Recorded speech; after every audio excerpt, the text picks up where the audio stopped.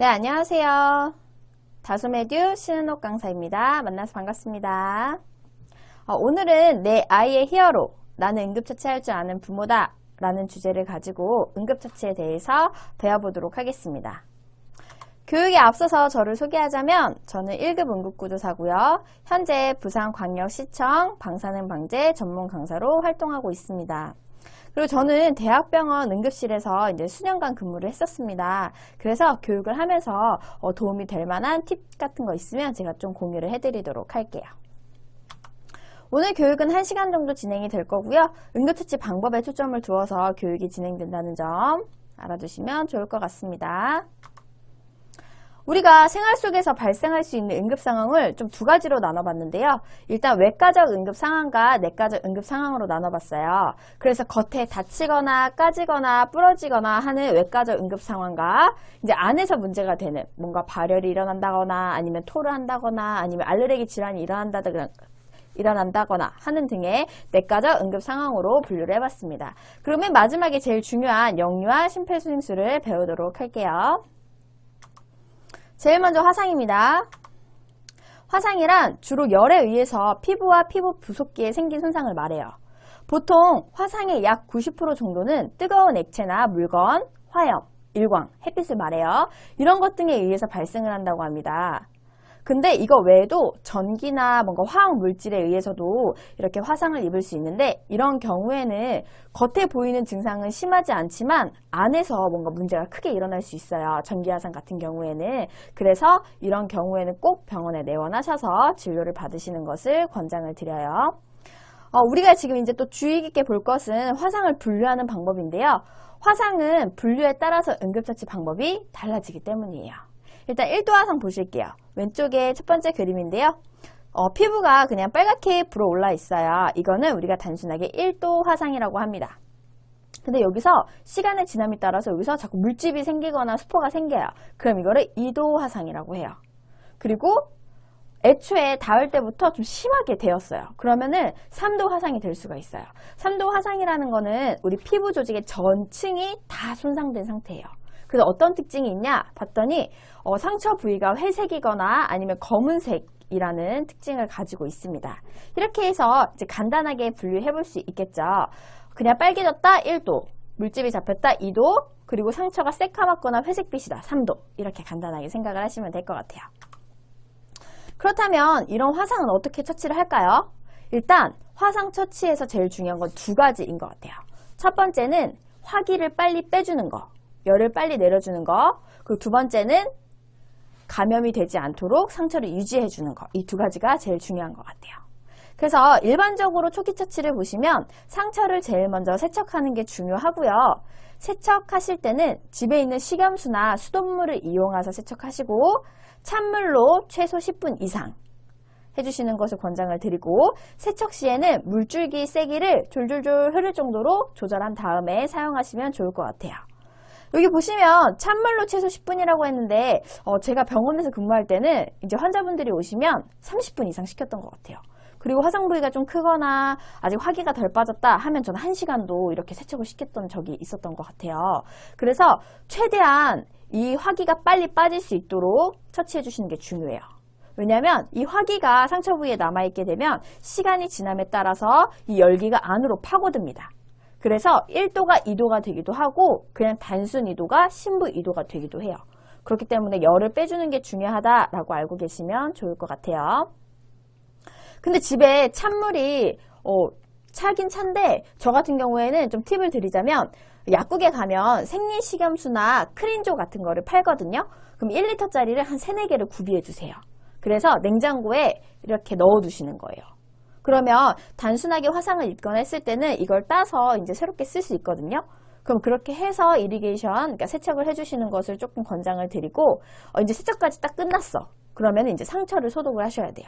상처를 소독을 할 때는 이제 가벼운 상처 같은 경우에는 화기가 다 빠졌다 하면 화상 연고 정도 발라주시고 하시면 되는데 만약에 수포가 생겨요.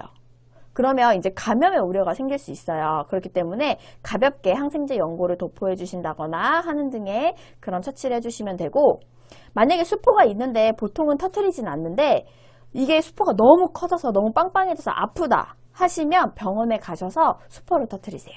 그걸 좀 권장을 드려요. 왜냐면 수포는 절대 집에서 터뜨리면 안 되는 이유가 뭐냐면 아무래도 집에 있는 장비는 멸균이 되어 있나요? 네, 안 되어 있죠. 그렇기 때문에 그 수포 안쪽으로 이제 세균이 침투해서 감염이 될 수가 있어요. 그러면 조금 더 일이 커지기 때문에 애초에 이 수포를 터뜨리고 싶으신 분들은 병원에 내원하셔서 멸균된 장비로 꼭 터뜨리시는 것을 추천을 드립니다. 그렇다면 이렇게 쫄기 처치를 잘 처치했어요. 그럼 이제 지속적으로 화상 처치를 더 해줘야겠죠. 그래서 보면 상처 치료하는 방법은 일단 첫 24시간에서 48시간까지는 진물이 굉장히 많이 나오는 시기거든요.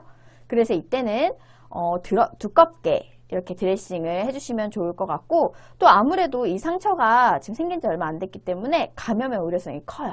그래서 가능하면 약국에서 판매하는 소독된 거즈를 사용하시는 것을 추천을 드립니다. 그리고 가급적이면 이제 건식 드레싱이 아니라 수분 드레싱을 해주시는 게 좋습니다.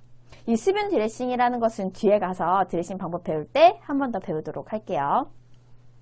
그 다음에 상처가 거의 다 나섰어요.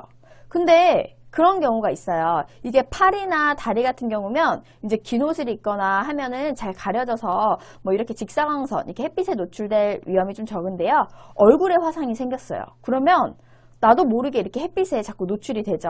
그러면 이 상처 부위가 유달리 까매질 수가 있어요. 그렇기 때문에 가급적이면 얼굴이나 이렇게 보이는 화상 같은 경우에는 이제 상처가 새살이 돋은 지 얼마 안 됐기 때문에 가급적이면 뭘로 이렇게 덮어주셔서 조금은 이 부위가 새카매지지 않도록 흉터가 좀 덜 지도록 해주시는 게 좋을 것 같습니다.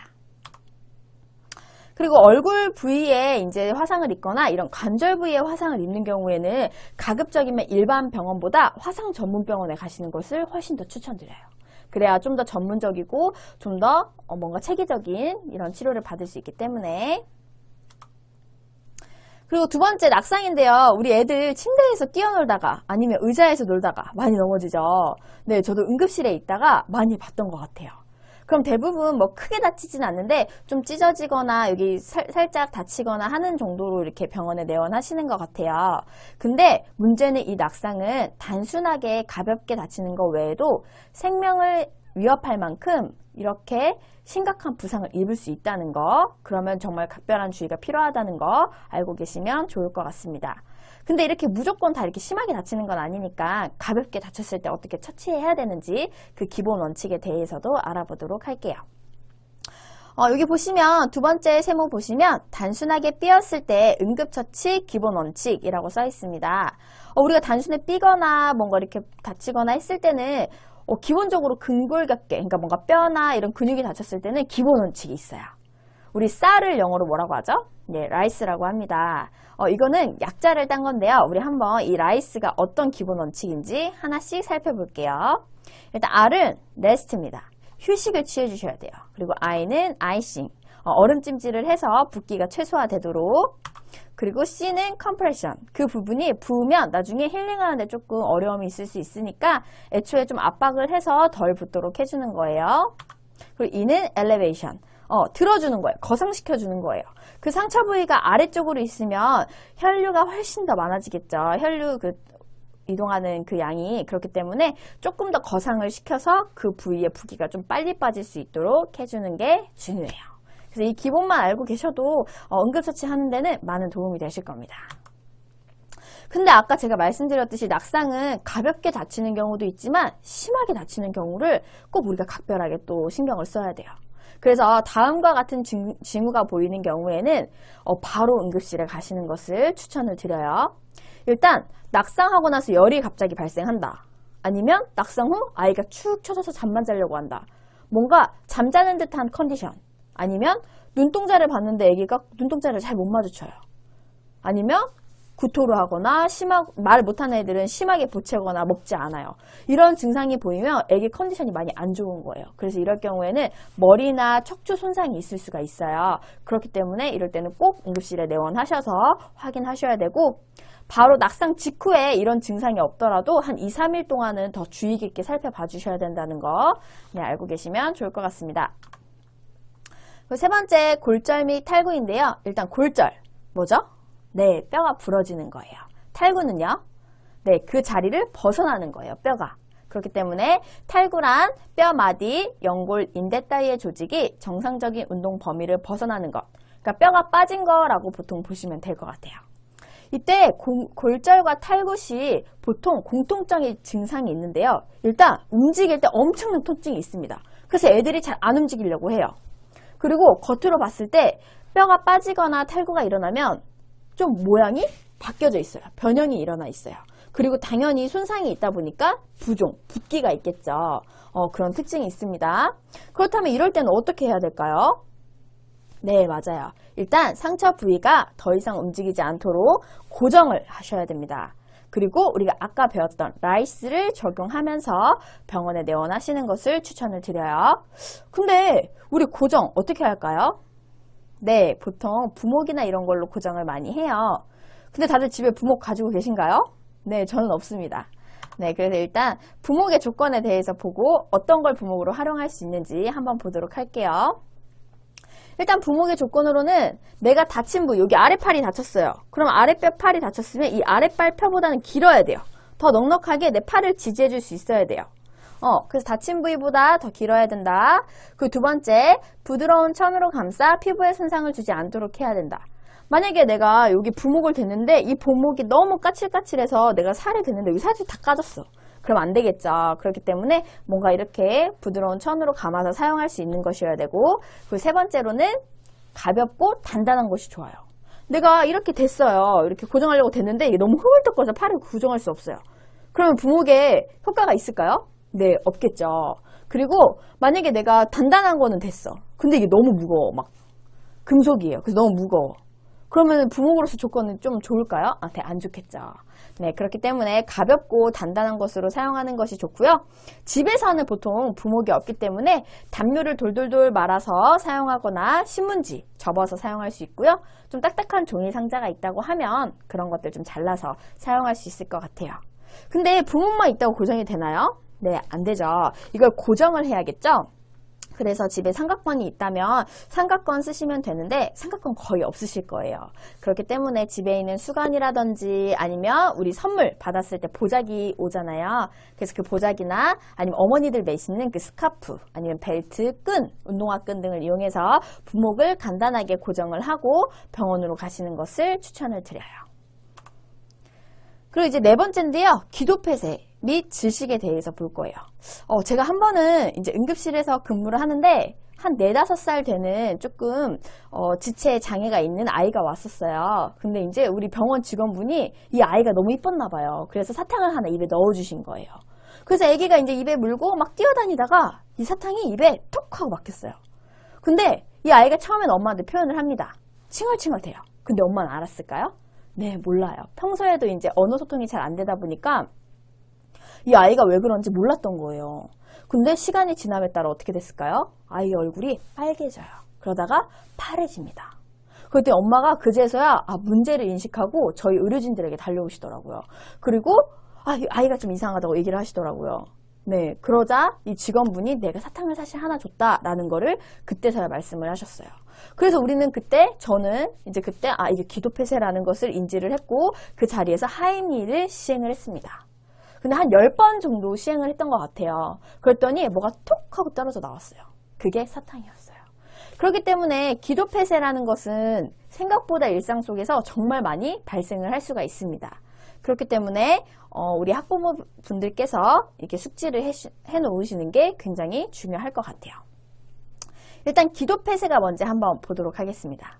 일단 우리 공기길 있죠, 공기길. 이 공기길이 막히는 게 기도폐쇄예요. 근데 그 기도폐쇄는 두 가지로 나뉠 수 있어요. 일단 조금만 막힌 거, 부분 기도폐쇄, 그리고 완전히 턱 하고 막힌 거, 완전 기도폐쇄.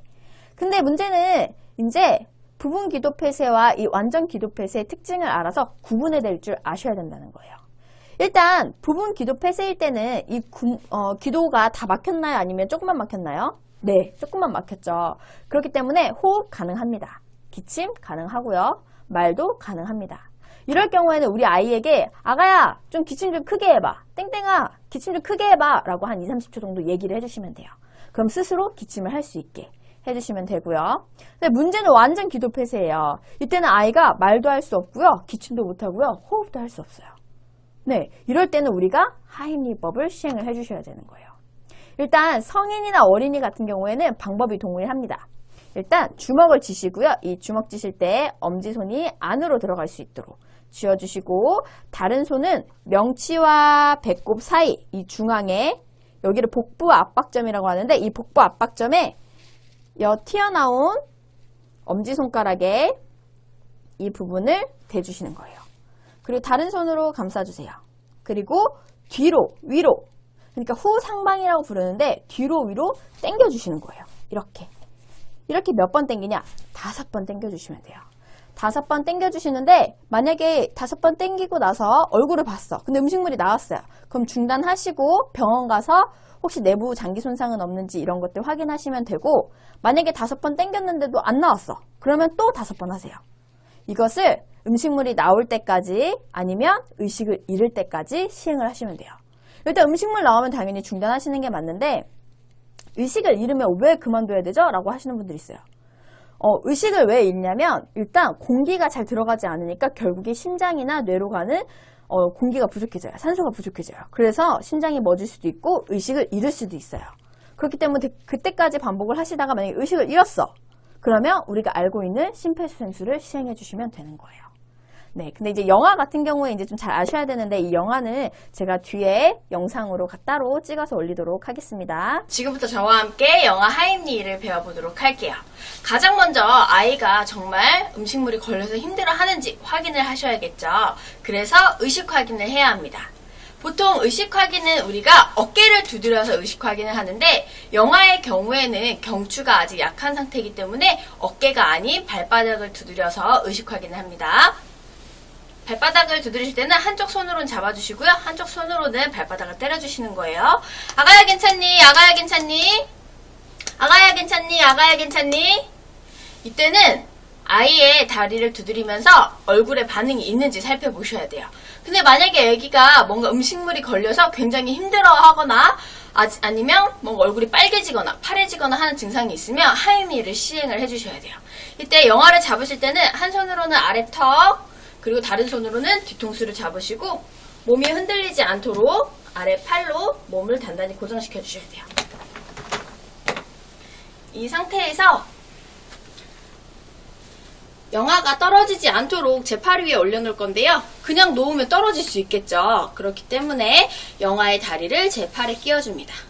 그리고 제 허벅지 위에 45도 아래로 영아 머리 아래로 위치시키고, 여기 보이는 견갑골이라고 하는 부위, 요 가운데를 손꿈치로 5번 세게 두들겨 주시는 거예요. 조심해야 될 거는 이 손이 미끄러지지 않도록 해주셔야 되고요. 등 때릴 때 간혹가다 뒤통수 치시는 분들 계세요. 그래서 뒤통수 치지 않도록 주의해 주셔야 됩니다. 한번 해볼게요. 시작! 하나, 둘, 셋, 넷, 5. 이렇게 밀어내리듯이, 밀어치듯이, 그냥 위에서 이렇게 톡톡 치는 게 아니에요. 밑으로 내리듯이 이렇게 치셔야 됩니다. 이 상태에서 영아를 내 다리 위에서 통나무 굴리기처럼 굴려주세요. 그리고 가슴을 5번 압박할 텐데, 정확한 위치는 이 양쪽 젖꼭지 있죠. 여기 젖꼭지가 있는데, 이 젖꼭지 사이에 손가락 2개 올려서 5번 4cm 깊이로 압박해 주시면 돼요. 한번 해보도록 하겠습니다. 하나, 둘, 셋, 넷, 5. 이렇게 반복을 하는 거죠. 언제까지?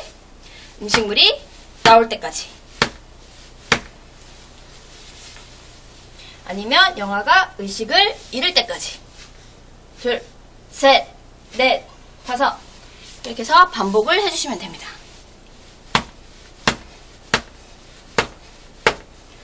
네, 이때 만약에 영아가 의식을 잃었다고 하면 그때는 우리가 배웠던 영아 심폐소생술을 시행해 주시면 됩니다. 감사합니다. 이제 5번째 기타 외상에 대해서 배워보실 텐데요. 기타 외상은 상처랑 코피, 치아, 파절만 좀 다루도록 할게요. 간단하게. 일단 상처라는 거 너무 일상 속에서 많이 있으시죠? 네. 일단 상처 종류는 타박상, 찰과상, 열상은 찢어진 상처, 자상은 찔린 상처, 그리고 절상은 절단된 상처, 그리고 화상 등이 있는데요. 이 중에서 우리가 좀 3가지만 먼저 볼게요. 일단 일상 속에서 제일 많이 발생하는 건 타박상, 타박상과 찰과상, 열상인 것 같아요. 혹시 이제 찰과상과 열상이 이해가 안 되시는 이제 학부모님들께서는 옆에 이미지를 참고해 주시면 좀 도움이 될 것 같습니다. 이럴 경우 응급처치 어떻게 할까요? 네, 외상 응급처치는 제일 먼저 그 상처를 세척하시는 거예요. 근데 타박상 같은 경우에는 어때요? 이렇게 외부로 드러난 상처는 없죠. 그래서 타박상은 그냥 뭐 아이싱이나 아까 라이스라고 했던 레스트, 아이싱, 그 다음에 컴프레션, 엘리베이션 정도만 해주시면 될 것 같고, 이제 나머지 열상이나 이런 찰과상 같은 경우에는 일단 상처를 세척해 주시는 게 좋을 것 같아요. 그리고 상처를 세척을 깨끗이 했다면 그 다음에 소독약을 이용해서 소독을 하시는데 보통 포비돈유라고 해서 우리 빨간 약 있죠. 그걸로 소독을 해주시면 될 것 같아요. 그리고 나서 이제 상처가 이제 감염이 되지 않도록 보호될 수 있도록 드레싱을 해주시는 게 또 중요해요. 그리고 이제 이런 드레싱까지 다 끝났다면 라이스 원칙을 준수해서 휴식과 얼음찜질, 압박, 거상을 시켜주는 게 좋을 것 같습니다. 근데 여기서 또 주의사항이 있어요. 이제 얼굴도 애기들 많이 다치죠. 그러면 이 방법대로 하면 빨간 약을 이용해서 소독을 해야 돼요. 근데 문제는 얼굴은 이 빨간 약이 착색이 되면 안 되잖아요. 그렇기 때문에 얼굴은 그냥 생리식염수 정도로만 소독을 해주시는 것을 권장을 드려요. 아니면 전문 소독약이 있다면 그 약을 사용하시는 게 또 좋고요. 그래서 포비돈유는 얼굴에 사용하지 않는다는 거 착색 우려 때문에 알고 계시면 될 것 같고, 또 이제 학부모님들께서는 이제 과산화수소 뽀글뽀글뽀글 올라오는 이 소독약 잘 아실 거예요. 근데 이거는 요즘에는 쓰지는 않아요. 왜냐면 과거에는 많이 사용했어요. 근데 이게 논문이나 뭐 이런 걸로 이렇게 좀 결과가 어떻게 나왔냐면 이 상처를 소독하는 효과보다 주위의 세포를 더 파괴시키는 효과가 더 크다고 해요. 그래가지고 더 이상은 이제 병원에서도 과산화수소 안 쓰거든요. 그래서 알고 계시면 좋을 것 같습니다.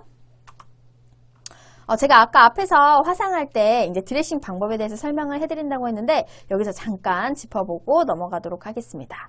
일단 드레싱에 대해서 먼저 배워볼게요. 드레싱이라는 것은 상처면을 통증과 감염으로부터 보호하고 창상의 치유를 촉진하기 위해 상처면을 적절한 수분 상태를 유지할 수 있는 제재로 덮어주는 것을 말합니다. 그래서 일단 우리가 일반적으로 하는 꺼즈 드레싱이 있고요. 수분 드레싱이 있어요. 이 꺼즈 드레싱이라는 것은 보통은 이제 건식 드레싱이에요. 왜냐면 그 부위가 촉촉하게 유지되기가 솔직히 어려워요. 그렇기 때문에 건식 드레싱이라고 하고, 이제 뭐 특수한 뭐 제품을 이용해서 그 부분을 약간 촉촉하게 유지해 줄 수 있는 거, 그런 것들 우리가 수분 드레싱이라고 하는데, 아무래도 이제 상처를 보호해 주셔야 되잖아요. 그렇기 때문에 이런 드레싱을 하는 겁니다. 우리가 일단 건식 드레싱과 수분 드레싱 차이를 보면은 건식보다는 수분 드레싱이 힐링 속도가 훨씬 빨라요. 뿐만 아니라 그 상처에 뭔가 흉터 남는 것도 조금 적은 것 같아요. 여기 오른쪽 아래에 이제 그림을 보시면 수분 드레싱과 일반 꺼즈 및 드레싱 미사용일 때의 상태를 비교해 놨어요. 어떤 차이가 생기냐면 딱쟁이 차이예요. 이 딱지 지는 거. 아무래도 딱지가 지면 우리 밑에서 살이 차올라야 되죠. 근데 이게 방해가 될까요? 안 될까요? 네, 당연히 되겠죠. 그러다 보니까 힐링 시간이 늦어져요. 이 치유 시간이 늦어지고, 또 이 늦어지다 보니까 흉도 조금 더 크게 자리 잡는 것 같아요. 그렇기 때문에 가급적이면 이런 제품을 사서 아이들의 상처는 수분하게 드레싱을 해주시는 것을 추천을 드립니다. 이런 수분 드레싱 할 수 있는 이런 제재가 좀 약국이나 이런 데 많이 파는데, 이런 차이를 조금 알려드릴게요. 일단 제일 먼저 초기에 사용할 수 있는 재료인데 폼이에요. 폼. 이건 뭐냐면 우리 제가 PPL 하는 건 아니고요. 메디폼 잘 아시죠? 네, 이런 재질을 우리가 폼 종류라고 하는데, 이런 거를 폴리우레탄 재질이라고 하고, 그거 만져보셨죠? 두껍고 폭신폭신해요. 그렇기 때문에 흡수가 어떻게 될까요? 굉장히 좋아요. 그래서 진물을 빨아들이는 흡수력이 좋다는 거. 근데 대신에 얘는 생활방수가 안 돼요. 이 드레싱 이거 메디폼 붙인 상태에서 손 닦거나 이러면 어때요? 여기가 볼록 올라와 있죠. 이 수돗물 다 먹어가지고. 그렇기 때문에 오히려 상처에 좋지가 않아요. 그렇기 때문에 이 폼을 붙인 상태에서는 생활방수 안 된다는 거 인지하고 계셔야 됩니다. 그리고 그 다음에 그래서 폼 같은 경우에는 아무래도 이런 진물 흡수력이 좋기 때문에 상처 초기에 사용하시는 게 굉장히 좋죠. 그리고 이제 하이드로콜로이드라는 제품인데요. 이거는 혹시 약국에서 그거 보셨어요? 살 색깔 같은 건데 이렇게 스티커처럼 딱 붙이는. 네, 그게 하이드로콜로이드라는 재질이에요. 이거는 젤라틴과 팩틴 재질로 되어 있어요. 아무래도 조금 도톰하고요. 말랑말랑합니다. 그리고 스티커 재질로 되어 있기 때문에 생활 방수가 가능하다는 특징을 가지고 있어요. 근데 폼보다는 진물을 빨아들이는 이런 흡수력은 조금 떨어져요. 그래서 흡수력이 중간이라는 거. 그래서 보통 상처 중기에 사용하시면 좀 좋은 제품인 것 같아요. 그리고 마지막으로 필름 재질이 있는데요. 이 필름 재질은 아크릴과 폴리우레탄 재질로 되어 있어요. 근데 두께가 얇다는 특징이 있어요. 그리고 생활 방수도 가능해요. 근데 필름 재질이다 보니까 진물을 흡수할 수 있을까 없을까요? 네, 없습니다. 그렇기 때문에 진물 흡수력이 없어서 상처 후기에 사용하시는 것을 권장을 드리고 있어요. 그래서 이런 수분 드레싱 밴드는 약국에 가시면 이제 많다는 거. 그래서 초기냐, 중기냐, 후기냐에 따라서 내가 골라서 사용하면 된다는 거 알고 계시면 좋을 것 같고, 이 수분 드레싱 사용하실 때도 주의사항이 있는데요. 아무래도 수분 밴드는 상체 발생하고 2시간 이내에 빨리 사용해 주시는 게 좋아요. 아무래도 힐링될 때 이제 딱지가 생기기 시작하니까 가급적이면 여기 빨리 수분하게 환경을 조성을 해주는 거죠. 그리고 이런 진물이라고 하는데 이런 진물 양이 많아서 막 이렇게 빵빵하게 막 찼어요. 그런 경우 아니고서는 보통 이틀에 한 번 정도 이렇게 갈아주시면 될 것 같아요. 그리고 이제 마지막으로 혹시나 이런 거에 알레르기 반응이 있는 아이들이 있어요. 그러면 이런 스티커나 이런 폼 재질 붙여놓으면 거기가 빨갛게 달아오르는 애들이 있거든요. 그러면 그거는 과민 반응이에요. 그래서 그거는 가급적이면 제거를 하시고 병원에 가서 전문적인 소독을 받으시는 것을 좀 추천드리고 있습니다. 그 다음에 이제 코피에 대해서 보실 텐데 코피는 너무 간단해요. 근데 이제 아직 모르시는 분들이 계셔서 잠깐 넣어봤는데요. 우리 학부모님들 혹시 아이들이 코피가 나요. 그럼 고개를 앞으로 해주시나요? 뒤로 해주시나요? 네, 앞으로 해주셔야 됩니다. 왜냐면 이 피가 났는데 이게 피가 시간이 지나면서 어떻게 되죠? 네, 응고가 돼요. 이렇게 피딱지가 생기죠. 근데 이게 앞으로 이렇게 생기면 상관이 없는데 이게 혹시나 뒤로 했을 때 뒤로 넘어가면서 기도를 막을 수가 있어요. 그렇기 때문에 꼭 고개를 앞으로 해주셔야 된다는 거 알고 계시면 좋을 것 같습니다. 그리고 저도 이제 코피가 나면 이렇게 휴지 잘 끼워 넣거든요. 근데 휴지를 너무 깊숙하게 끼워 넣으면 어때요? 잘 안 빠지기도 하고 그 조각이 그 안에 남아있기도 해요. 그래서 가급적이면 거즈 있잖아요. 그 2x2 거즈라고 해서 그 조만한 작은 거즈가 있어요. 그래서 그런 거 이용해 주셔도 되고, 그리고 가급적이면 이 앞에 부분에만 이렇게 넣어서 고정을 해주시는 것을 추천을 드리고, 그리고 이제 아무래도 코피 지혈되는 게 좀 느리다 하시면 여기에 좀 차가운 냉찜질 해주시는 것도 좀 도움이 되실 것 같아요. 네, 이제 마지막 치아 파절인데요. 생각보다 아이들 뛰어놀면서 많이 치아가 부러지죠. 이럴 경우에는 보통 큰일은 없지만 이제 이게 영구치일 경우에는 병원에 꼭 가셔야 돼요. 왜냐면 영구치잖아요. 그렇기 때문에 이렇게 빠진 치아가 있을 때는 영구치 같은 경우에는 식염수나 우유 이런 데 보관한 상태에서 병원으로 바로 가시는 거, 그러니까 30분 이내로 바로 가시는 거 권장드리고, 혹시나 이 부러진 치아가 더럽다고 해서 막 솔 같은 걸로 깨끗이 닦아서 가시는 분들 계신데 그러시면 절대 안 돼요. 왜냐면 그 치아에 있는 신경이나 이런 게 손상이 될 수 있기 때문에 그냥 그대로 상태 유지해서 가신다는 거 알고 계시면 좋을 것 같습니다. 이제 내과적 응급처치입니다. 내과적 응급처치는 발열 먼저 볼게요. 일단 발열이라는 것은 이렇게 사전에 써 있어요. 체온 조절 중추 기능에 변화가 일어나 보통 때보다 체온이 상승하는 현상, 37도 이상이라고 써 있는데요. 그냥 우리 발열 하면 어머니들은 잘 하실 거예요. 애들 열나는 거. 이럴 때 어떻게 하세요, 보통? 네, 다양한 방법이 있는데 보통 이제 제가 말씀드리는 게 보통 많이 하시는 걸 거예요. 그래서 첫 번째 보시면 미온수 마사지라고 해서 병원에서는 테피드 마사지라고 해요. 그래서 이걸 많이 하는데 우리 어머니들 수건에 물 짜가지고 이제 미지근한 물 짜가지고 애들 잘 닦아주시죠. 네, 그런 거를 우리가 미온수 마사지라고 합니다. 근데 이거 하실 때 주의사항이 두 가지가 있어요. 일단 첫 번째는요, 30도 정도의 미지근한 물, 찬물 아니에요. 미지근한 물로 하셔야 된다는 거예요. 왜냐면 찬물로 하면 애들이 어때요? 더 벌벌 떨어요. 떨면서 또 열이 발생할 수 있어요. 그렇기 때문에 열을 내리려고 테피드 마사지 해주는데 열이 더 오를 수가 있어요. 네, 그렇기 때문에 찬물로 하면 절대 안 된다는 거, 미지근한 물로 시행을 해주셔야 된다는 거. 그리고 두 번째는 얘는 메인으로 쓸 수 있는 방법이 아니에요. 단순 보조적인 방법으로만 사용을 하셔야 된다는 거. 예전에는 이 테피드 마사지가 굉장히 도움이 많이 된다고 이렇게 알려져가지고 병원에 가면 무조건 하세요. 집에서도 무조건 하세요. 이렇게 알려줬었어요. 근데 지금은 이걸 많이 연구를 해봤더니 그닥 도움이 안 된대요. 그냥 보조적으로 사용할 정도라고 하라고 하시더라고요. 그렇기 때문에 태피드 마사지를 메인으로 뭐 해열제도 안 먹이고 메인으로 그러니까 응급처치 하시면 안 된다는 거 알고 계시면 좋을 것 같습니다. 그리고 두 번째로 해열제 복용인데요. 어머니들 교차 복용 잘 알고 계시죠? 네, 이 부분에 대해서도 뒤에 좀 더 상세하게 설명을 드릴게요.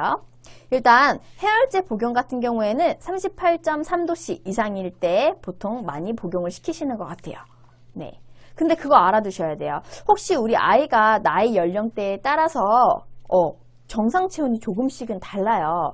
그렇기 때문에 정상 체온이 어느 정도인지 알고 계셔야 되고, 그리고 똑같은 12개월 아니면 똑같은 3세여도 기초 체온이 조금씩 다릅니다. 그렇기 때문에 정상일 때 우리 아이는 보통 체온을 얼마나 가지고 있지? 라고 좀 체크를 해 놓으시는 것이 좀 좋을 것 같습니다. 그리고 마지막으로 이제 수분 섭취를 해주시는 게 중요한데, 열이 나다 보면 당연히 이런 수분 손실이 굉장히 커져요. 그렇기 때문에 꾸준하게 이제 생수나 아니면 보리차 등을 미지근하게 해서 먹이는 게 좋은데, 일단 보리차 같은 경우에는 조금 뭐 한의학적으로 조금 찬성분이 있다고 해요. 그래서 보리차는 뭐 그런 효과를 조금 더 기대해서라도 좀 생수보다는 조금 더 많이 마시게 하는 것 같아요. 그렇다면 이제 교차 복용에 대해서 보실 텐데요. 일단 해열제의 종류에 대해서 아셔야 돼요. 일단 해열제 종류는 두 가지로 나뉩니다. 근데 표는 세 가지죠. 근데 실제적으로는 두 가지예요. 한번 보실게요. 일단 아세트 아미노펜 계열이라는 게 하나 있고요. 브로펜 계열이라는 또 하나가 있습니다. 근데 그 브로펜 계열은 이부브로펜과 덱시브로펜으로 나뉘어지는 거죠. 그렇기 때문에 이부브로펜과 덱시브로펜 계열은 동일 계열이고요. 그래서 교차 복용이 불가능하다는 특징을 가지고 있어요. 일단 하나하나 특징을 보자면, 일단 아세트 아미노펜 같은 경우에는 브로폰 계열보다는 좀 더 이르게, 더 아기 때 사용할 수 있어요. 그래서 4개월 이후부터 사용할 수 있다는 특징이 있고요. 해열하고 열을 내리고 진통 이런 걸 효과를 준다는 특징이 있습니다. 염증을 줄여주는 소염 효과는 대신 없어요. 근데 또 이제 상품명으로는 타이레놀이나 뭐 챔프 시럽, 세토펜 현타액 등 이런 것들이 있고요. 또 이부브로펜 한번 볼게요. 이부브로펜은 덱시브로펜과 같이 6개월 이후에 아이들에게 사용할 수 있고요.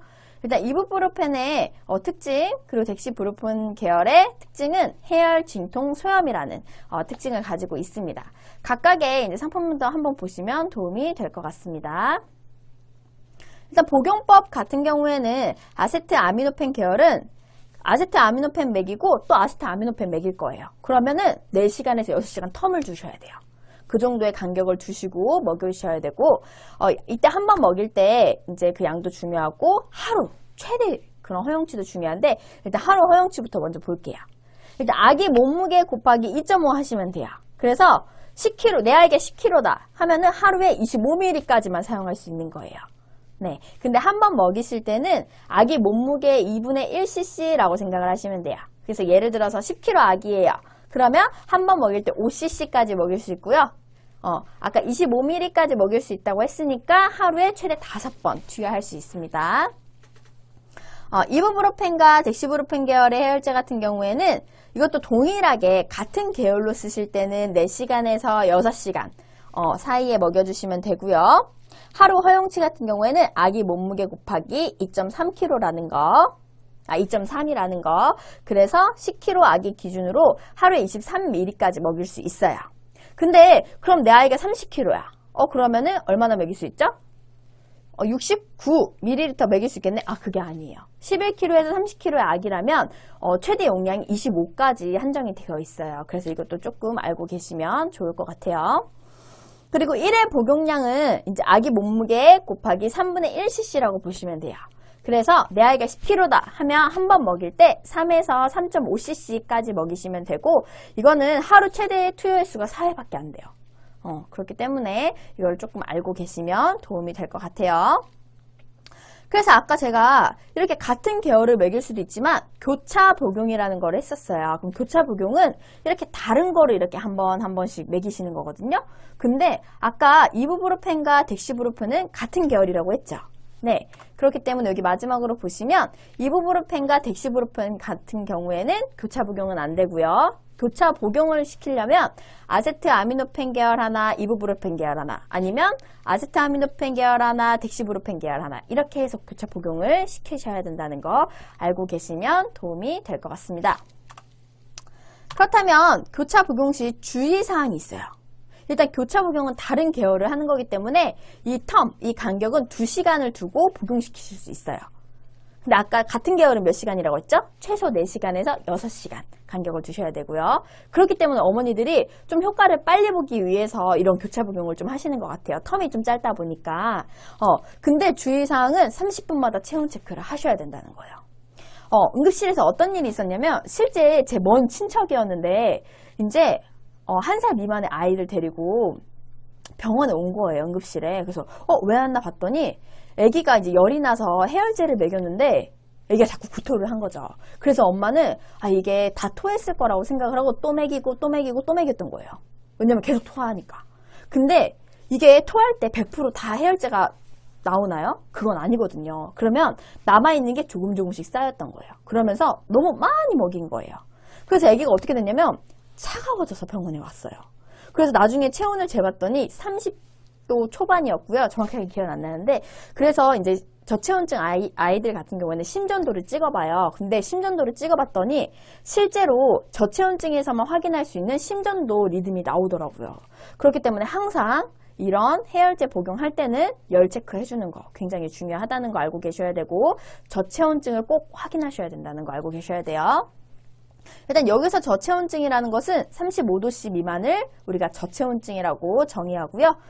이런 위험성이 어떤 것이 있냐면 저체온증이 오게 되면 저혈당이나 대사성 산증, 신체 기능 이상, 폐혈증 등을 유발할 수 있어요. 그렇기 때문에 굉장히 심할 경우에 이럴 수 있기 때문에 주의해 주셔야 되고 아이가 저체온증이다 하시면 보온하면서 애기 따뜻하게 하면서 병원으로 오셔야 돼요. 아시겠죠? 그리고 이거는 뭐 어머니들의 재량이실 것 같은데 아이들의 해열제를 무조건 먹이는 것보다는 뭐 발열이 있다고 해서 무조건 먹일 수도 있지만 제 추천으로는 아무래도 아기 컨디션에 따라서 복용을 시키는 게 어떤가 하는 생각도 들어요. 그래서 왜냐면 발열은 있어. 37도 5도씨 이상이면 발열인데 발열은 있는데 아기가 컨디션이 너무 좋아. 그래서 막 뛰어다니고 엄청 컨디션이 좋아요. 그러면 그때도 굳이 먹여야 될까 뭐 하는 좀 생각은 있는 것 같아요. 그래서 제 생각에는 아무래도 아기 컨디션에 따라 복용을 시키는 건 어떤가 하는 또 제안을 좀 드립니다. 근데 문제는 이제 발열. 이 발열도 문제인데 애들 열 많이 나면 뭐 해요? 네, 경련 일으켜요. 그래서 이게 좀 문제가 될 수 있는 것 같아요. 그래서 이렇게 열이 나서 오는 경련을 우리가 열성 경련이라고 하는데 생후 9개월에서 5세 사이의 소아에서 보통 많이 발생을 한다고 합니다. 이런 원인 같은 경우에는 어떤 원인이 있냐면 이런 열성 경련을 유발하는 열성 질환이 있어요. 보통 약 70%가 바이러스성 상기도 감염으로써 뭐 우리 편도염, 인후염, 중이염 이런 것들이 대부분이고요. 그 밖에 위장염이나 돌발진도 이런 열성 경련을 일으킬 수 있는 원인이 된다고 합니다. 네. 그렇다면 이런 발열로 인한 경련이 일어났어요. 그럼 우리는 뭘 해줘야 될까요? 네, 일단 주위의 물건을 치워주셔야 돼요.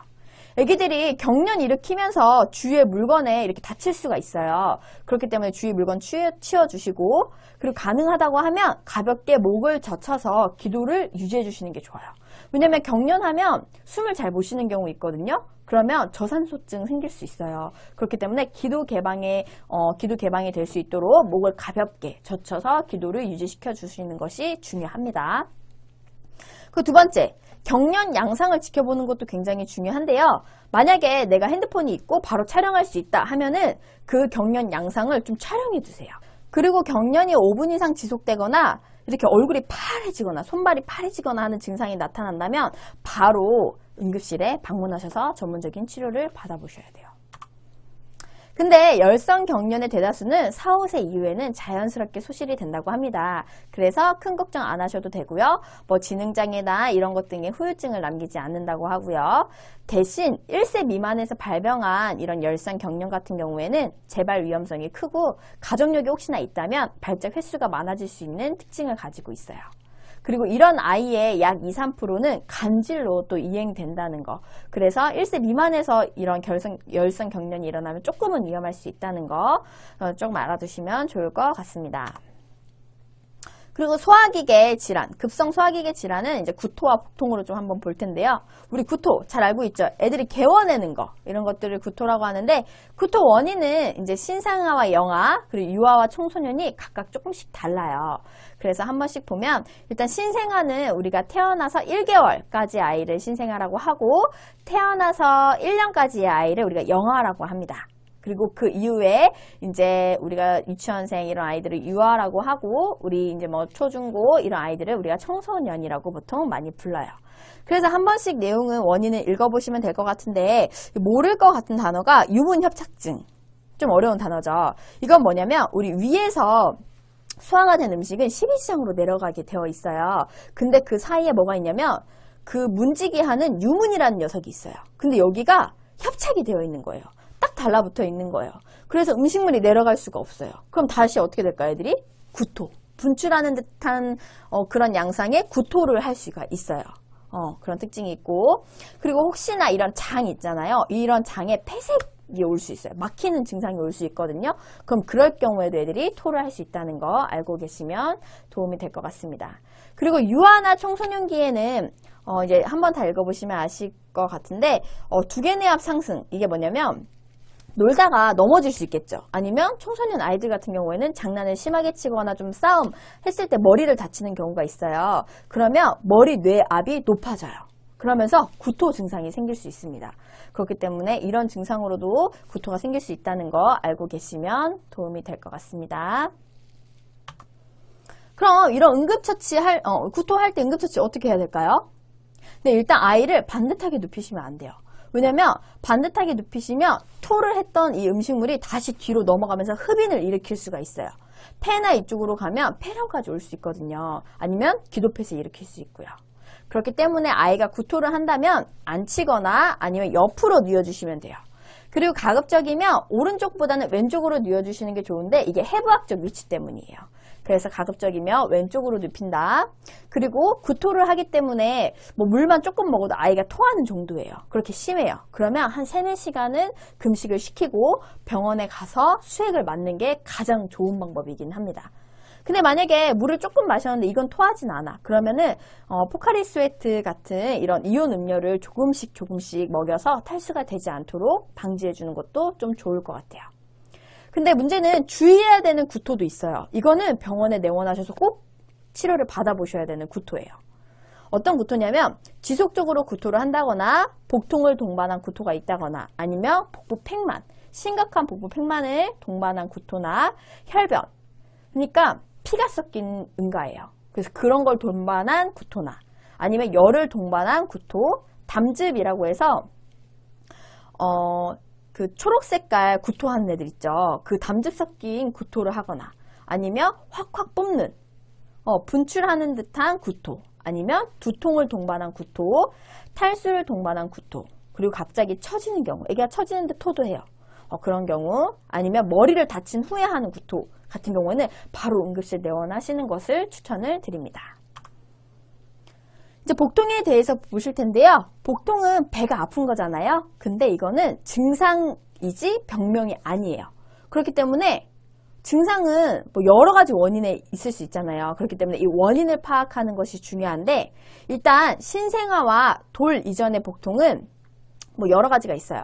음식물로 인해서 뭐 알레르기성 아니면 너무 많이 먹어서 아니면 아기가 뭐 불안하거나 이럴 때 뭐 이런 식으로 많이 있을 수 있는데 돌 이후의 보통은 뭐 한번 읽어보시면 되지만 뭐 박테리아나 이런 바이러스성 아니면 알레르기성 아니면 변비 그리고 뭐 이런 것들이 있는데 또 여기서 중요한 거는 맹장염이나 뭐 장중첩증 뭐 파열, 간염, 췌장염, 신장염, 류마티스 관절염, 당뇨병 이렇게 아니면 청소년기 같은 경우에는 뭐 월경통, 자궁의 임신, 골반 염증성 질환 이런 것들을 조금은 구분해서 만약에 맹장염이다 아니면 장중첩증이다 아니면 이런 것들이라면 병원에 빨리 찾아가시는 게 중요한 거예요.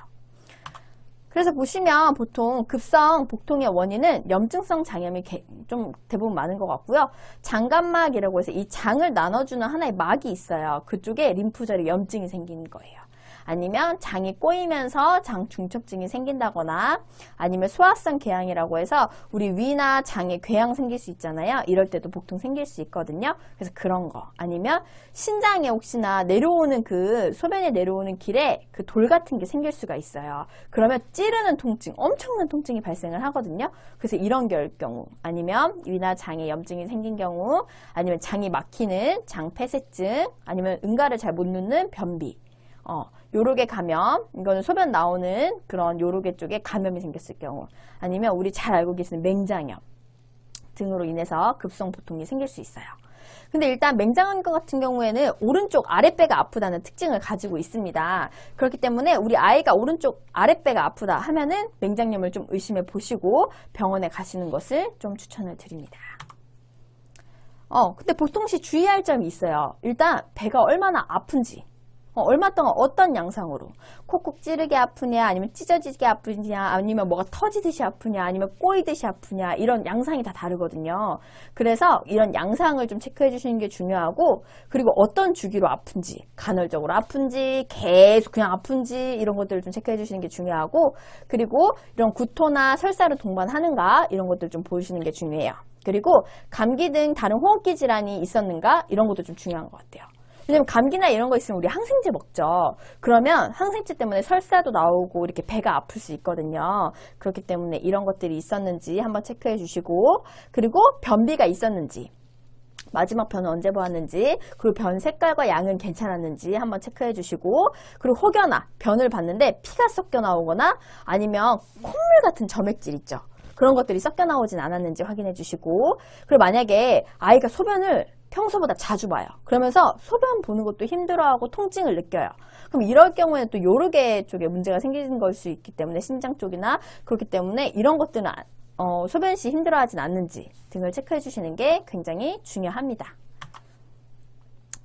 아무래도 이제 복통의 치료는 아무래도 복통을 일으킨 원인에 따라 달라지기 때문에 이런 것들 원인을 감별하는 게 중요하고 아무래도 염증으로 인한 복통은 약물이나 수술이 필요하고 변비로 인한 복통은 배변 습관을 길러주는 게 중요하고요. 아무래도 섬유소 많은 음식 있잖아요. 응가 잘 싸는 음식들 먹여주시는 게 좀 중요할 것 같아요. 그리고 가끔 원인이 없는 경미한 복통의 경우에는 따뜻한 물주머니를 대주면 호전되는 경우도 많습니다. 그리고 이제 우리 알레르기 질환을 한번 볼 건데요. 우리 알레르기 질환 있는 어머니들은 다들 알고 계실 거예요. 우리 아이가 어떤 알레르기가 있는지 그래서 평소에 이런 것들을 잘 체크해 두시는 게 좋을 것 같습니다. 일단 알레르기 질환이라는 것은 뭔가 진먼지 진드기, 꽃가루 아니면 뭔가 과일 그리고 갑각류 이런 것들에 과민 반응을 보이는 경우를 알레르기 질환이라고 불러요. 그래서 이 원인 물질로는 진먼지 진드기, 꽃가루, 땅콩, 복숭아, 갑각류, 아니면 벌에 쏘이거나 아니면 무슨 약을 먹었을 때 아니면 외부적으로는 세제에 닿았을 때 등 뭐 이런 다양한 원인 물질이 존재한다는 거. 그러니까 원인 물질이 다양하기 때문에 이런 반응 증상도 다양할까요, 안 할까요? 네, 다양합니다. 그래서 음식 섭취로 인한 증상으로는 일단 당연히 입술이 부을 수 있고요. 이 음식이 넘어가는 이 식도가 부을 수가 있어요. 그러면서 같이 기도까지 부을 수가 있어요. 심할 경우에. 그 외에도 뭐 복부에 통증이 있다거나 배가 팽창이 복부 팽판이 있다거나 아니면 구토, 설사, 피부 가려움증, 발진 여기 빨갛게 올라오는 것 등 이런 증상이 있을 수 있고 내가 뭔가 꽃가루나 이런 것들을 흡인을 했어요. 이렇게 마셨어. 그러면 재채기가 일어날 수 있어요. 그리고 가려움증, 몸의 가려움증 그리고 몸에 충혈이 일어날 수 있어요. 눈이나 이런 코 쪽에 충혈이 일어날 수 있고 심하면 호흡곤란이 일어날 수 있고요. 숨을 쉬는데 이 기도가 좁아져서 쌕쌕거려요. 그래서 그런 쌕쌕거림이 있을 수 있다는 거. 그리고 만약에 접촉으로 인한 경우는 뭐 발진이나 가려움증, 부종 등이 대부분이긴 한데 심할 경우에는 이것도 기도가 부을 수가 있어요. 그렇기 때문에 알레르기 반응 증상은 다양하고 또 알아두는 게 좋을 것 같습니다. 우리 아이들의 급성 알레르기 원인을 한번 분석을 해봤대요. 일단 일산차병원에서 이제 분석한 건데요. 우리가 급성 알레르기를 아나필락시스라고 부릅니다. 근데 이것들의 아나필락시스의 대부분 50%가 견과류와 우유 때문, 이런 식품 때문에 발생을 한다고 해요. 그렇기 때문에 음식을 우리 아이가 알레르기가 있다면 평소에 주의시켜 주시고 너는 알레르기가 있으니 음식을 먹을 땐 조심해야 된다라는 평소에 안내가 좀 필요할 것 같아요. 또 이렇게 인식시켜 주는 것도 중요할 것 같고, 그리고 대표적인 음식을 봤더니 알레르기 일으키는 대표적인 음식으로는 견과류와 우유가 제일 많았다고 합니다. 그렇기 때문에 우리 아이가 있는지 없는지 어머니들 체크해 주시는 게 좀 좋을 것 같아요. 그러면 이런 음식으로 인해서 알레르기가 왔다, 아나필락시스가 왔다, 그럼 어떻게 해야 될까요? 네, 평소에 이제 알고 계실 거예요, 어머니나 아버님들은. 근데 가벼운 알레르기 반응일 경우에는 그냥 음식물을 뱉고 따뜻한 물로 입안을 헹구고, 그리고 너무 좀 가려워. 그러면은 이제 냉찜질 정도 해주는 게 좀 좋은데, 만약에 우리 아이가 정말 심해요. 그래서 이 알레르기가 한번 시작되면 목도 붓고요, 입술도 붓고요, 뭔가 숨쉬기도 힘들어요. 하면 바로 응급실 가는 거를 또 권장하고 있습니다. 근데 만약에 우리 집에서 병원이 좀 멀어. 그러면 평소에 병원에 가셔가지고 항히스타민제나 항염증제라고 해서 이런 염증 반응을 조금 가라앉히는 그 약물들이 있어요. 그래서 그런 거를 미리 받아놓고 응급용으로 가지고 있는 것도 좀 좋을 것 같습니다. 그래서 해외 같은 경우에는 이런 알레르기가 심한 사람들이 굉장히 많아요. 그래서 원래 아나필락시스가 심해지면 쇼크가 오거든요. 그럴 때 우리 병원에서 허벅지에 에피네프린이라는 약물을 투여를 해줘요. 근데 외국에는 이거를 일반인들이 사용할 수 있게 에피펜이라고 또 상품이 제작되어 있습니다. 그래서 해외 같은 경우에는 이제 연초에 해야 될 일 중 하나가 에피펜을 1년치를 혹시나 모르니까 쓸 거를 사다 놓는 그런 게 하나 또 이렇게 문화가 있다고 하더라고요. 그래서 우리는 이런 에피펜은 굉장히 비싸요. 제가 예전에 알아봤을 때는 한 20만 원 정도, 10만 원대에서 20만 원 정도 했던 것 같아요. 한 번 쓰는 건데. 그래서 이걸 구비해놓기 어려우니까 우리는 항히스타민제나 항염증제를 받아서 갖고 있고, 만약에 응급 상황일 때는 응급실로 달려간다 정도 숙지해 두시면 좋을 것 같습니다. 그리고 혹시 쿠룹, 애들 한 번씩 다 경험해 보셨나요? 네, 저는 응급실에 있으면서 제일 무서웠던 게 겨울철에 쿠룹 아이들 오는 거였어요. 왜냐면 아이들이 정말 숨을 못 쉬어요. 그러면서 산소 포화도, 몸에 있는 산소 농도가 쭉쭉쭉 떨어지는 게 눈에 보여요. 그렇기 때문에 아이들이 응급실에 이 쿠룹으로 오면 내 아이면 더 막 무서울 것 같아요, 저는. 그래서 우리도 이거 한번 좀 보도록 할게요. 일단 쿠룹이라는 것은 급성적으로 이 후두에 염증이 생겨서 여기가 잘 막히는 거예요. 한마디로 숨을 잘 쉴 수 없는 상태가 되는 거예요. 원인으로서는요, 전염성 있는 바이러스나 세균에 감염돼서 생기고요. 이외에 알러지나 종양 등이 원인이 될 수 있습니다. 보통 아이들은 이제 바이러스 때문에 오는 것 같아요, 세균이나. 네, 근데 증상을 좀 알아두시는 게 중요한데, 이 쿠룹의 증상은 목이 쉬거나 목소리가 변한다는 특징이 있고요. 일단 목이 쉬거나 목소리가 변할 정도면 여기가 많이 부었다는 얘기죠. 그렇기 때문에 호흡이 곤란할 수 있어요. 그리고 심하게 기침을 아이들이 하고요. 특히 밤에 심해진다는 특징을 가지고 있습니다. 그리고 이때는 아이들이 기침을 할 때 컹컹거리는 소리가 나요. 네. 그래서 아마 쿠룹을 한 번씩 겪어본 사람들은, 어머니들께서는 다 아실 거예요. 이 컹컹거리는 소리가 무슨 소리인지. 그래서 이런 소리가 나면 바로 응급실 가시는 것을 추천을 드립니다. 일단 심하지 않다. 아기가 뭐 숨을 엄청 못 쉬고 막 이러지 않고 그냥 조금 힘들어 한다 하는 정도면, 일단 아기가 울면, 심리적으로 울면 더 숨쉬기 어렵죠. 그렇기 때문에 일단 심리적으로 안정을 시켜주시고요. 욕실에 증기를 채워서 좀 이게 수분을 채워주는 게 좋거든요. 그래서 거기 상태에서 이제 증기를 채워주는 상태에서 10분 정도 아기를 이제 욕실에서 수분을 쐬어줘요.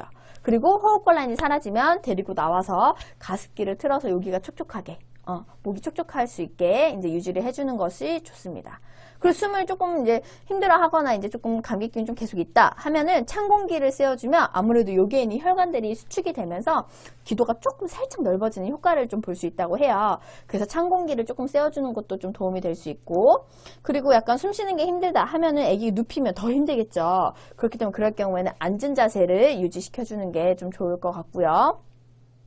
근데 이걸로도 잘 안 돼요. 그리고 아기가 좀 심해 보여요. 오늘따라 증상이 심해 보여요. 그러면 우리 병원 가면 네블라이저라고 해서 이렇게 아기 약물 넣어가지고 호흡할 수 있게 하는 장치가 있거든요. 그래서 이런 것들을 넣어서 아기가 숨을 쉴 수 있도록 해주는 것이 좋을 것 같습니다. 가급적이면 저는 이 컹컹거리가 소리가 난다 할 정도면 많이 부어있기 때문에 저는 응급실 가는 것을 좀 추천을 드려요.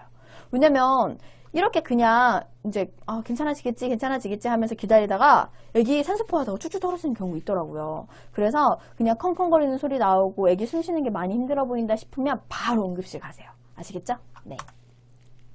그리고 마지막으로 이제 응급처치의 꽃 영유아 심폐소생술에 대해서 보도록 하겠습니다. 일단 영유아 심폐소생술 공부하시기 전에 영아랑 유아 구분하는 게 굉장히 중요합니다.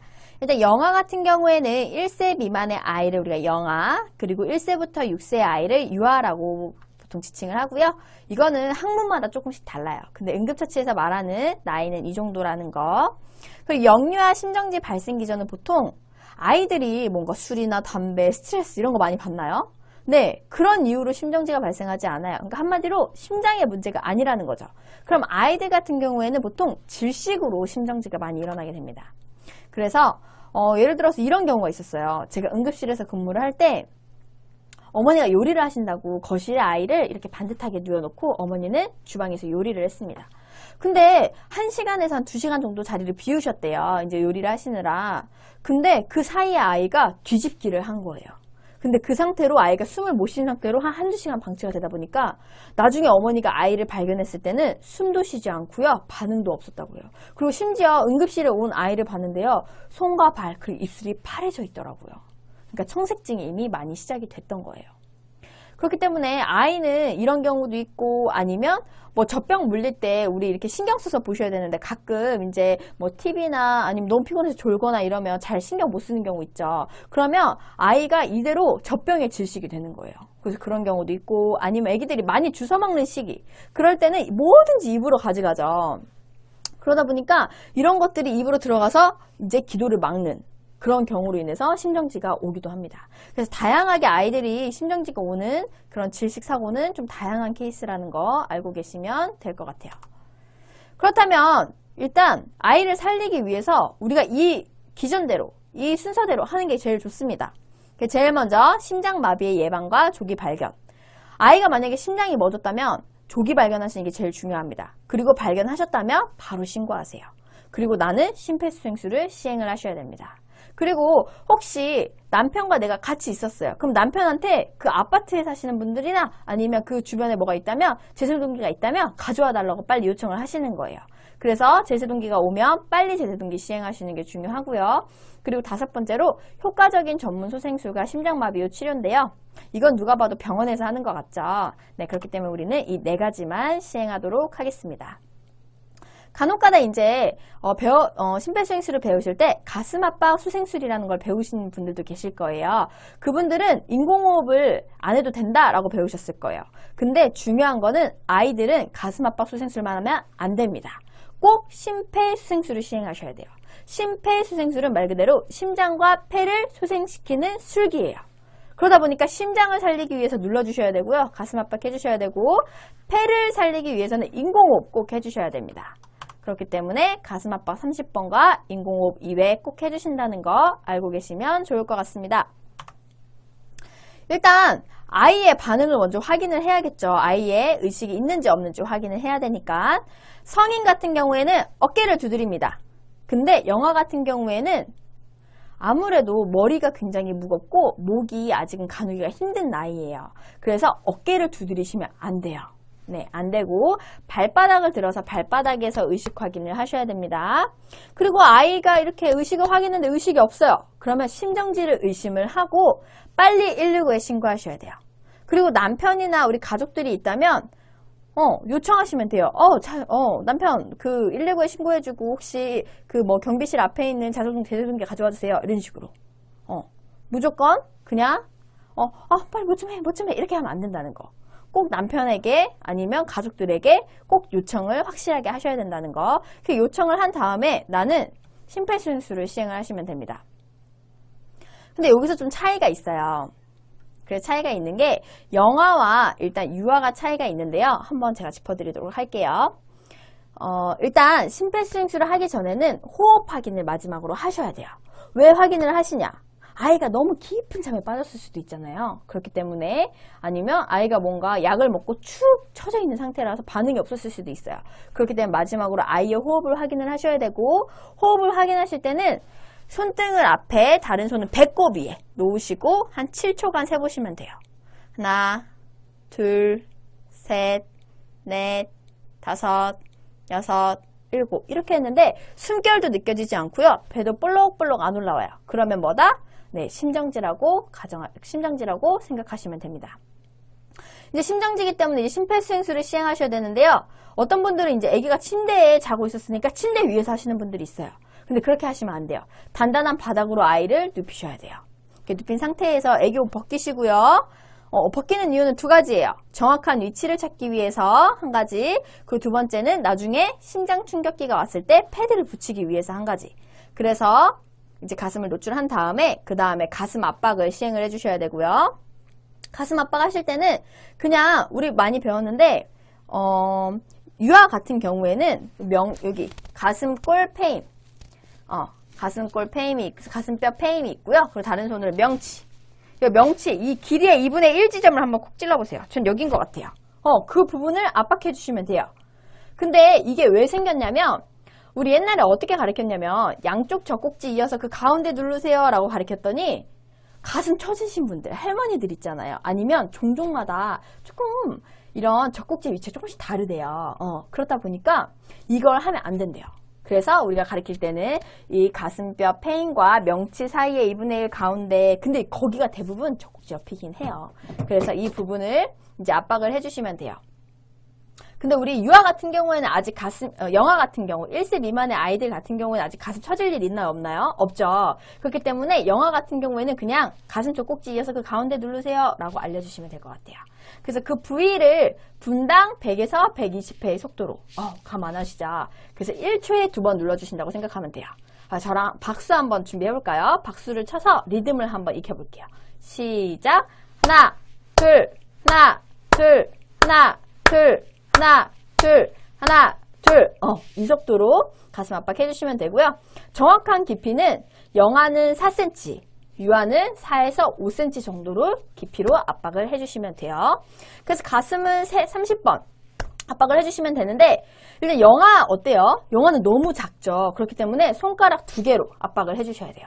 양쪽 젖꼭지 이어서 그 가운데 손가락 2개로 압박해주시고, 유아 같은 경우에는 우리 아까 배웠던 가슴골 페인과 명치 사이 2분의 1 지점을 한 손으로 압박을 해주시면 됩니다.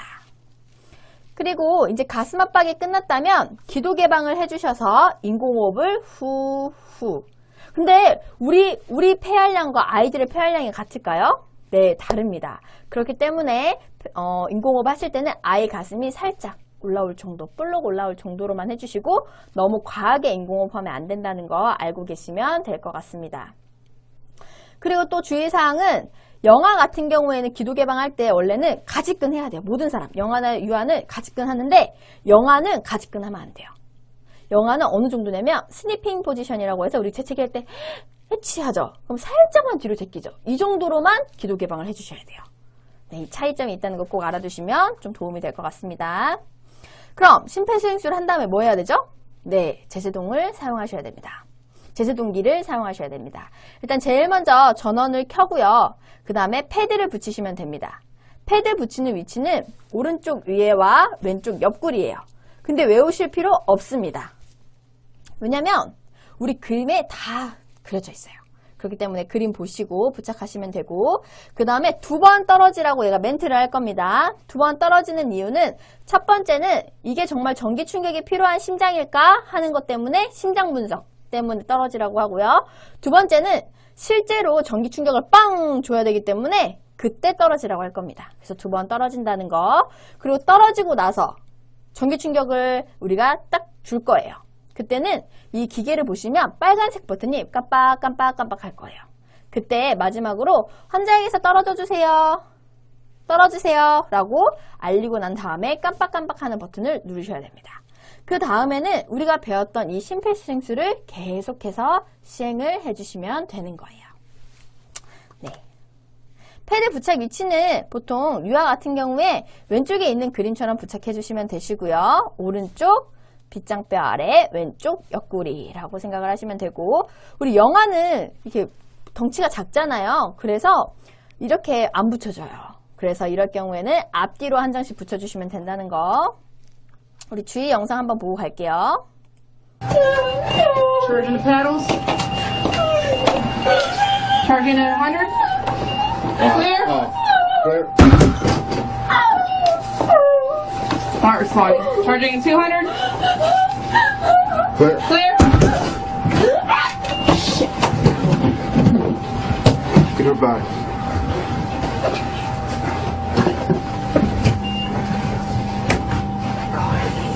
Does she have a pulse?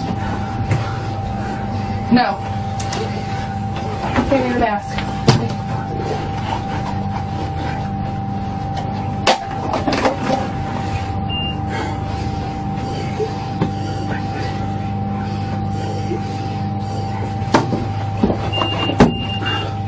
Step back. Get away from this. Clear.